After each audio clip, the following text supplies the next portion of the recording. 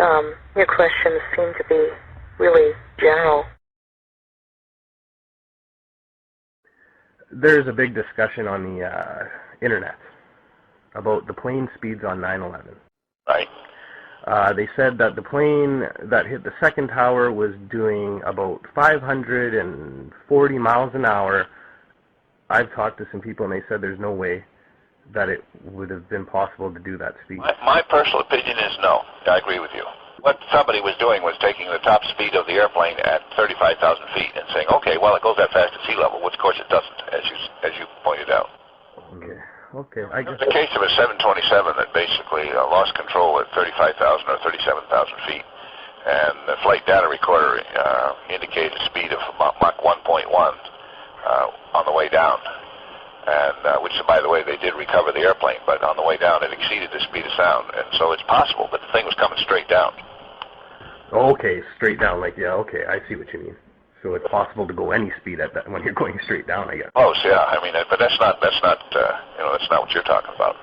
I have to tend to agree with you that in level flight, 767 would not go 540 miles an hour. Okay. Well, thank you very much for your time. The limit would be, I don't know, and for the purpose of arguments, I don't know, but definitely we'll go 400 because the indicated limit is about 350 knots, which is about 400 miles an hour. It might go 400, it might go 420, 440, but not 540. No.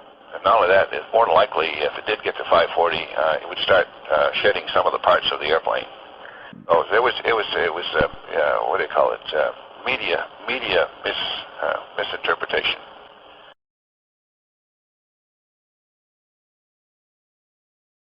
I was reading on the internet that you were an aeronautical engineer. Correct. And I was wondering if you could help me out with a question. Is it possible for a commercial airliner like a Boeing 767 to go over 500 miles an hour at sea level? At sea level, let's see, 500 miles an hour. Let me check here quickly. I can tell you that. Sounds pretty fast. Because I've spoken to a few engineers, and they've told me that it wouldn't be possible because of the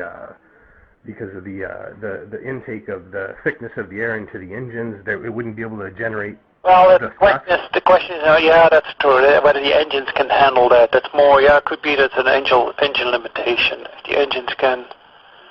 It would no, you're right. Yeah, the engine would probably not be able to generate that much thrust at sea level.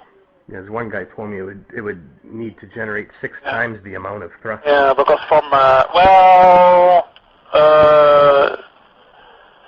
it will be a draggy. It's a pretty draggy airplane at that point. One person told me it might even start to shake apart because of the resonance. Well, that's more a Mach limitation, Mach number limitation, really. And the Mach number is not that bad, actually, at 500 miles an hour on sea level. So, but it's more a matter, can the engine handle that? Probably not. Probably can't. No, eh? Handle that. Yeah. So, why, you trying to do that? No. No, actually, I've been in a big debate with some people. Mm-hmm. It seems that the people that know what they're talking about says it would be impossible to do, and the people that don't know what they're talking about says it's possible. Yeah. Well, it all depends. I don't know what the engine can handle, so it's more whether the engine can handle that high really a Mach number at this density, and I don't know if. Like even if you were able to attain that speed at sea level, you wouldn't be able to really maneuver the plane, would you? Like do a sharp left bank or something like that? No, but even then, there would be you would do it at altitude too. Well, not sharp banks, but you can, because what's important is really the Mach number. And the Mach number is not that bad. It's a little 0.7. Mm-hmm.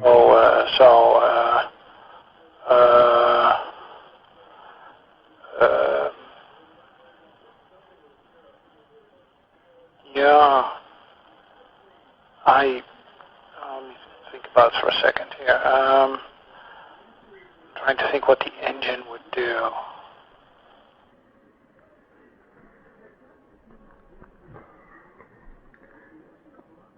Yes, let me see. Look, just the Mach number's not bad. It's 0.66, really, at sea level. So 0.66. Yeah. I don't know if the engines can handle it. That's a good question.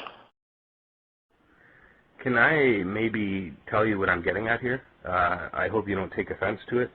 Mm-hmm. The planes on 9/11. Right. Okay, the second one, Flight 175, that hit the second tower, they said it was going at roughly 560 miles an hour at sea level. No, that's impossible. Like 100% impossible. Yes, again, you need so much power to push yourself through that air, through that density of air. Now, the Pentagon, well, New York's obviously at sea level, and the Pentagon, I'm not sure. I'd assume it's not all that much higher. You've got an aircraft that's optimized, so the engines have the right amount of horsepower for cruising at 30,000 feet at 500 plus miles an hour. To do that at ground level, you need 6 times that amount of power. Those engines can't put out 6 times more power. So it cannot. Absolutely not. If you changed out the motors so that were motors that had 6 times the thrust, then, theoretically you could, but then the structure is not strong enough. So, no. Under all circumstances, I'd say an absolute resounding no. Yeah, hi, it's Gordon Wilson calling from Vancouver. How are you? Oh, hi, good, sir. Thank you very much for calling me back. I was hoping you could help me out with a quick question that I had for you. Sure. I noticed you're familiar with aeronautical engineering and everything. I was wondering, I was talking with some people and we were discussing plane speeds. Yes. And we were talking about how if a Boeing 767, at cruising altitude of 35,000 feet, it flies at 530 miles an hour. Is it possible for it to fly over 500 miles an hour at sea level? No. Like that's absolutely not? No. Yeah, it would be above the indicated airspeed would be greater than its maximum speed at sea level. Yeah, because I had talked to a few people. They said it wouldn't be because the air is 3 times as thicker. It is, exactly. And it would need to generate, like, say, 6 times more thrust or something with the engine. Exactly. There's drag involved here. It's also the indicated versus true. As you get to altitude, indicated is approximately half the amount of true speed. Mm-hmm. Because if you think of the molecules of air, they're further apart. So to get the same indicated airspeed, you've got to be going twice as fast to collect the same amount of molecules of air.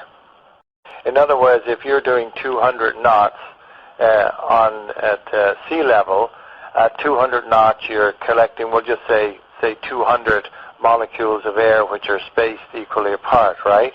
Mm-hmm. When you're at altitude, when you're doing 200 knots, you're actually going twice as fast. Your true airspeed is 400 because the molecules of air are further apart because it's less dense. You've got to catch the same number of molecules to give you the indicated airspeed. Okay, so it would be impossible for a Boeing 767 to go over 500 miles an hour at sea level then? Yeah. Even, like, say if it was even in a shallow type of dive, would it be able to? Any airplane can be dive, of course, then you've got the assistance of gravity, right? Yeah, I'd pointed straight at the earth, but there comes a point where the drag of the air overcomes the aerodynamics of the airplane. Okay, so it wouldn't be able to even in a shallow dive, per se? They're using the word shallow. If you pointed it down, yes, you can get the speed, and that is one of the problems with jet airplanes at high altitudes. When you start down, you've got to be very careful that you don't exceed the maximum speed, and they do have what we call a Mach indicator, which will give you a noise to indicate that you're exceeding the maximum Mach for the airplane. A clacker? Yeah. Okay.